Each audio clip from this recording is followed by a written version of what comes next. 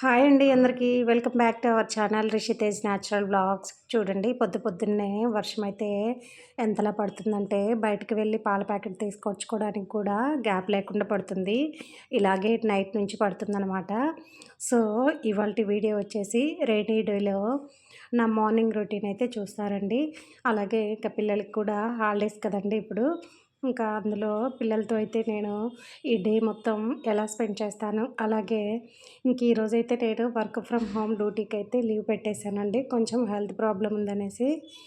ఈరోజైతే పిల్లలతోటి నేను కొంచెం టైం స్పెండ్ చేద్దాం అనుకుంటున్నా. మార్నింగ్ నుంచి ఈవినింగ్ వరకు నేను ఏమేమి చేస్తాననేసి ఈ వీడియోలో చూపిస్తాననమాట. దానికంటే ముందు ఇక్కడ వంట అయితే స్టార్ట్ చేశానండి. ఇంత పొద్దున్నే వంట ఎందుకు అనుకుంటున్నారా? మా వారికి బాక్సులు పెట్టాలండి. బాక్సులు చేసే బాధ్యత మాత్రం పోలేదనమాట. పిల్లలకి హాలిడేస్ ఉన్నాయి కదా! పిల్లలకైతే బాక్సులు ఏం లేవు, కానీ మా వారికైతే బాక్సులు పెట్టాలండి. అందుకోసమని మార్నింగ్ వంట అయితే స్టార్ట్ చేశాను. దానికంటే ముందైతే నేను లేవంగానే ఇల్లు ఊడ్చేసుకొని మాప్ పెట్టేసుకున్నాను. ఆ క్లీనింగ్ అంతా అయిపోయిన తర్వాత నిదానంగా స్నానం చేసుకొని వంట అయితే స్టార్ట్ చేశాననమాట. అదే స్కూల్ ఉన్నప్పుడైతే హడావుడిగా కూర్చునే టైం కూడా ఉండదండి. పిల్లల స్నాక్స్‌లని, లంచ్ బాక్స్‌లని అవే సరిపోతాయి. ఇప్పుడు హాలిడేస్ కదండీ! అందుకని కొంచెం ఫ్రీగా మార్నింగ్ లేవంగానే స్నానం చేసుకొని ఆ తర్వాత వంట అయితే స్టార్ట్ చేస్తాననమాట. ఇక్కడ మార్నింగ్ టిఫిన్‌కి అయితే ఏం లేదనేసి కొర్రన్నం అయితే వండానండి.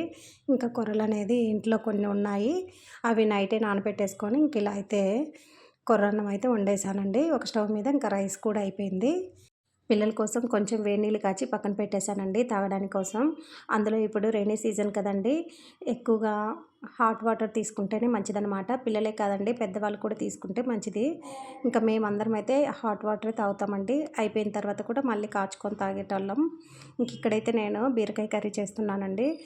కడాయిలో 2 స్పూన్ల ఆయిల్ తీసుకున్నాను. అందులోకి పోపు దినుసులు, ఎండుమిర్చి వేసుకొని కొంచెం వేగాక ఉల్లిపాయ ముక్కలు కూడా వేసుకొని, ఉల్లిపాయ ముక్కలు కూడా బాగా వేగిన తర్వాత అల్లం వెల్లుల్లి పేస్ట్ వేసుకొని కొంచెం పచ్చివాసన పోయేంత వరకు ఉంచేసి ఆ తర్వాత టమాటో ముక్కలు కూడా వేసుకున్నానండి.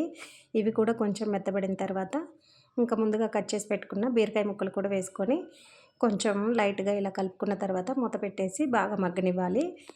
సాల్ట్ అనేది ముందే వేసుకోవద్దండి, లేదంటే ముందే వేసుకున్నారంటే కొంచెం సాల్ట్ ఎక్కువగా పడుతుంది. ఒకసారి మీరు అబ్జర్వ్ చేయండి. నేనైతే తర్వాత వేస్తాననమాట సాల్ట్, పసుపు అనేది. చూడండి కొర్రన్నం అయితే అయిపోయింది. మా వారైతే డ్యూటీకి టైం అయిపోతుంది కదండీ! తనకైతే ఈ కొర్రన్నము అందులోకి నిన్న చేసిన కొత్తిమీర పచ్చడి ఉందండి. అది వేసి ఇచ్చాననమాట.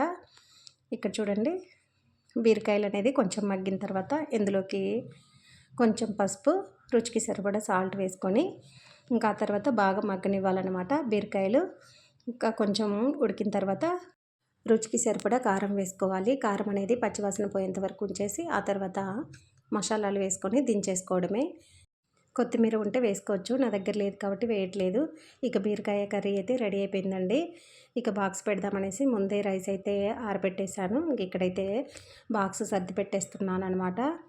మా వారు వెళ్ళిపోయిన తర్వాత పిల్లలు కూడా లేచి బ్రష్ చేసుకొని ఆ తర్వాత తిన్నారు. తిన్న తర్వాత వాళ్ళ అన్నతో అయితే ఆడుతున్నారండి. పొద్దున్నే స్టార్ట్ చేశారనమాట చెస్ ఆడడం. ఆ తర్వాత కొంచెం నేనైతే ఇంట్లో కొంచెం పనులు ఉంటే చేసుకున్నానండి. ఎలాగో టిఫిన్కి అయితే ఏం లేదు కదా అనేసి ఇక్కడ దోస పిండికి అయితే నానపెడుతున్నాను. రైస్, మినపప్పు అనమాట. ఎలాగో గ్రైండర్ యూజ్ చేస్తున్నా కాబట్టి దోస పిండికి, ఇడ్లీ పిండికి అయితే రెండింటికి ఇలా నానపెట్టేశాను. ఒక 2-3 సార్లు బాగా వాష్ చేసుకొని నానపెట్టేసుకున్నాను అనమాట. ఇవి ఈవినింగ్ వరకు నానిన తర్వాత గ్రైండర్కి అయితే వేస్తాను. ఈరోజు అయితే డ్యూటీకి లీవ్ పెట్టేశానండి. అందుకే పిల్లలతో ఫుల్ డే స్పెండ్ చేద్దాం అనుకున్నాను. ఇక్కడ హాలిడే హోంవర్క్ ఉంటే స్టార్ట్ చేశాను అనమాట పిల్లలతో. 1.5 2 అవర్స్ వరకు కూర్చొని రాసుకున్నారు. ఆ తర్వాత కొంచెం సేపు ఆడుకున్నారండి. మధ్యాహ్నం టైం అయిపోయింది. మార్నింగ్ మా వారికి ఒక్కరికే రైస్ వండాను. అందుకే ఇప్పుడు వేడివేడిగా రైస్ వండేసి పిల్లలకైతే లంచ్ పెట్టేశాను. మేము కూడా కొంచెం తినేసామండి. ఆ తర్వాత కొంచెం సేపు పడుకోండిరా అంటే అస్సలు పడుకోవట్లేదు. సరేలే అనేసి నేను కూడా వీళ్ళతో పాటు ఆడుతున్నాను. క్యారమ్ బోర్డు ఉంటే అందులో స్నేక్ అండ్ ల్యాడర్ గేమ్ అయితే ఆడుతున్నామండి.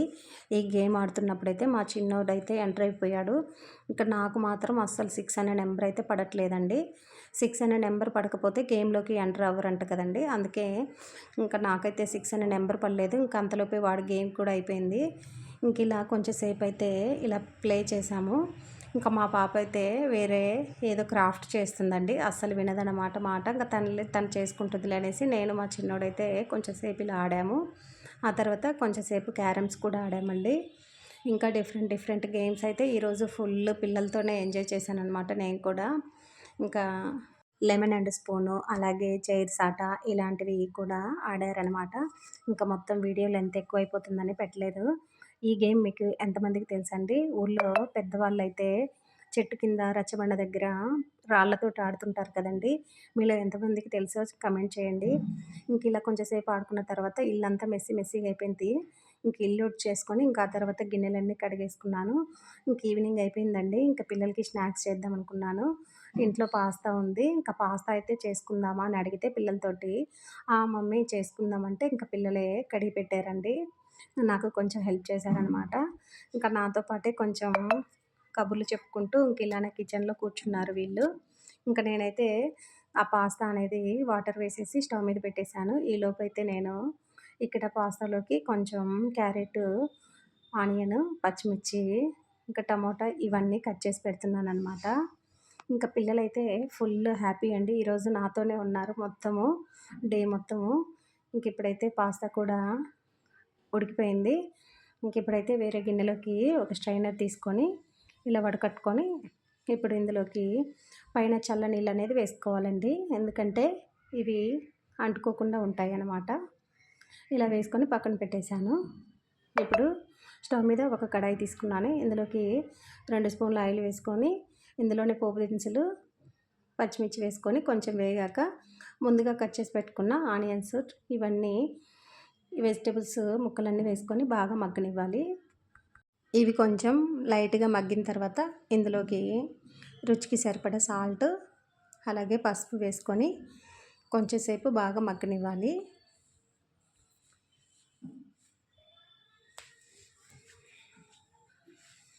చూడండి ఇలా మగ్గిన తర్వాత ఇందులో అయితే నేను ఓన్లీ ఒక టమాటో సాసే వేస్తున్నానండి. ఇంకా సోయా సాస్ అవన్నీ ఇంట్లో ఏం లేవు. ఇంక అందుకే ఇదొక్క సాస్ ఉంటే ఇంకా టమాటో సాస్ వరకే వేసాననమాట. చాలా బాగా వచ్చిందండి. అయినా కానీ చూడండి ఇప్పుడు టమాటో సాస్ వేసుకొని ఇంకా ముందుగా పక్కన పెట్టుకున్నాం కదండీ ఇవి పాస్తాని ఇవన్నీ వేసుకొని ఒకసారి ఇది బాగా కలిసేలాగా కలుపుకోవాలి. అంతే అండి, పాస్తా అయితే రెడీ అయిపోయింది. చూశారు కదండీ! చాలా ఈజీగా చేసేసుకోవచ్చు ఇంట్లోనే. మనకు ఇంట్లో ఉండే వెజిటబుల్స్తోనే ఇలా ఈజీగా చేసేసుకోవచ్చనమాట. చాలా టేస్టీగా వచ్చింది.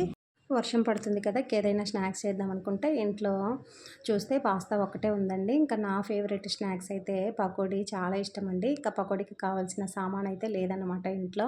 అందుకే ఇవి చేసి పెట్టాను పిల్లలకి. ఇంక ఇదండి ఇవాల్టి వీడియో. మనం పిల్లలతోటి ఏదైనా టైం ఉన్నప్పుడే స్పెండ్ చేయాలనమాట. ఆ టైం మాత్రం మళ్ళీ రాదండి. ఇప్పుడు ఈ క్షణాలనేది మనకు జీవితంలో మెమరీస్‌గా మిగిలిపోతాయి. హాలిడేస్ ఇచ్చారని పిల్లలతో గోల అనుకోకుండా వాళ్ళతోటి టైం ఉన్నప్పుడు టైం స్పెండ్ చేయండి. నేనైతే ఈరోజు ఫుల్ హ్యాపీ అనమాట పిల్లలతో ఉన్నందుకు. ఇదండి ఇవాళ వీడియో. వీడియో నచ్చితే కనుక ప్లీజ్ లైక్ అండ్ సబ్స్క్రైబ్.